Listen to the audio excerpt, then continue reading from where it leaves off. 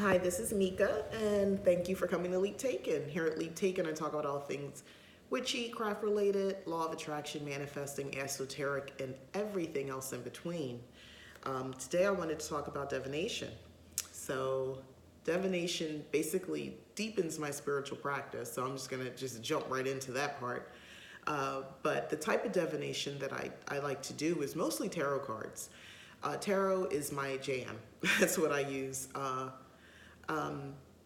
Then I want to get into runes. I have them. I started working on trying to understand the meanings of each symbol, and I have like a little starter kit. They're basically like a cardboard, basically like a thick paper board, cardboard like, and they have a lamination over top of it. So it's a way for me to practice. Once I felt like I was more adept at understanding meanings, I wanted to reward myself with a fancier set, but I can't reward myself with a fancier set yet because I haven't actually followed through. So that is something I'm planning on working on before the year is out. So hold me to that if you're watching this video, because I want to talk about that and talk about readings and things like that, and things I've come across, because I feel like that's something I want to do. A bowl of water. I know some people use that. I have not tried it. Believe it. That's not true. I think I've tried it once and I had no success. I just stared in the water. I didn't see anything. It didn't work for me. I think I want to give that another go round and give it a try and see if things are different. I got it. I have a crystal ball. In some of my videos, I think it shows in the background, but I do have a crystal ball. And I did try using that for images, but I use that more for kind of just wanting to zone out, meditate before I do something else. But so far, I haven't seen anything. So maybe my crystal ball is not as magical as I think it is, right? Tea leaves. So there was a kit they were selling at Barnes and Noble, and if you guys have probably seen this. It came with the cup, it came with the book on how to read the tea leaves. I never got around to purchase. I kept seeing it and I was like, I'll get it next time, I'll get it next time. And I never purchased it, and I don't see it anymore. Probably could go on Amazon and find it, but that's something I think I'm gonna look for because I'm kind of curious again. Just trying different methods. I think that it's fun to keep your witchcraft fresh and try different things or revisit things you've tried before. Like in my case, I'm gonna go back to the tea leaf thing. So I'm gonna try that. Once I tried on my own with my own tea leaves, I had loose tea leaves and I tried to do it. And I think it's just practice makes perfect. It just didn't click. So I want to give it another try. But right now, for me, it's the dang on cards. I've just built a relationship where that just makes more sense to me. But I really want to open up myself to different. What if I don't have my cards, right? And I want to decipher a message or reach out in a certain way. I don't know if you can hear that. They're doing construction on the street. I thought this was a good time. Apparently I'm wrong. It's getting louder. I don't know if you guys can hear it. I hope you can, and I hope it's not that loud. All right, I'm going to go on. So now, about divination. So I talked about the different types and things I know I want to do. So regardless of what you're doing, the question is it effective? Does this work? Because I just talked about how I tried these different things and I didn't seem to have a connection and it didn't work, right?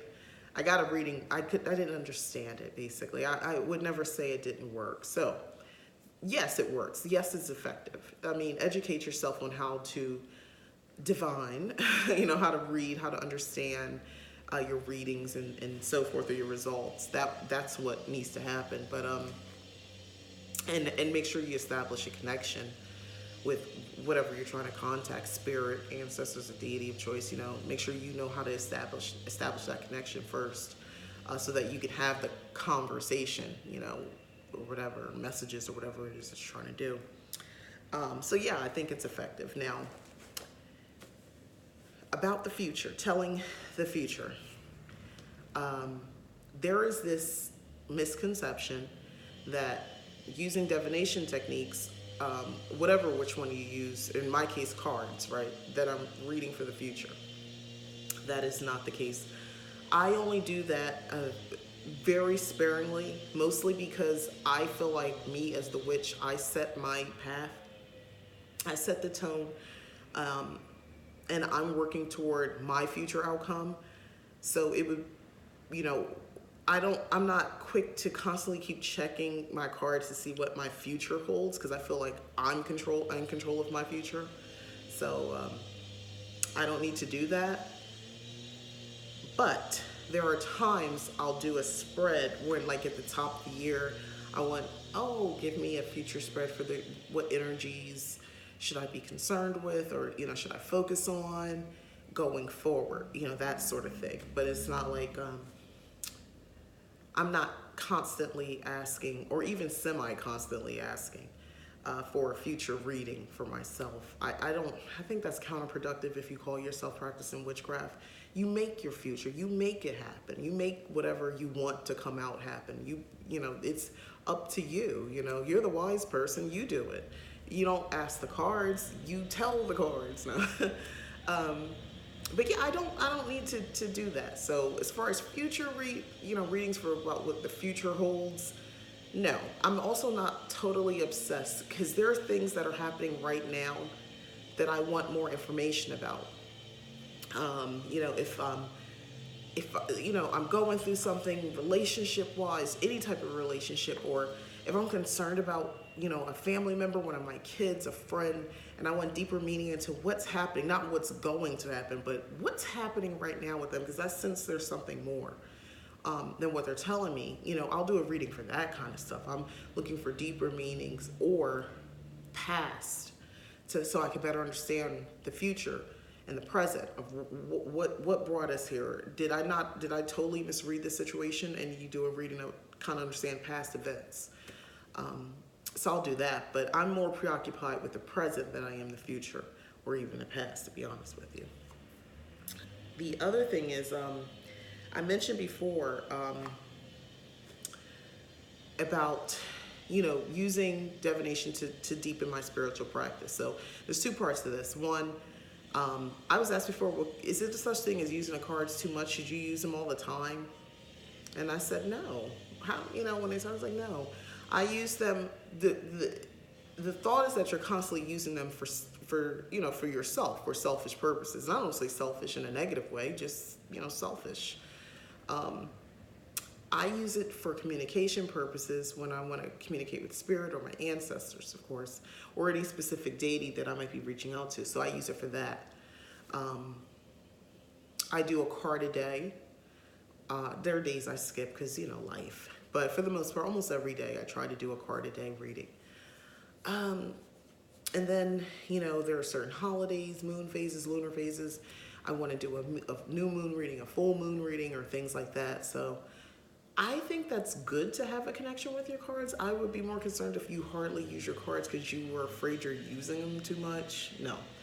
And to go deeper, it deepens my spiritual practice because it's that bridge for communication for me right now at this stage of my practice, for me to contact and have dialogue with my ancestors.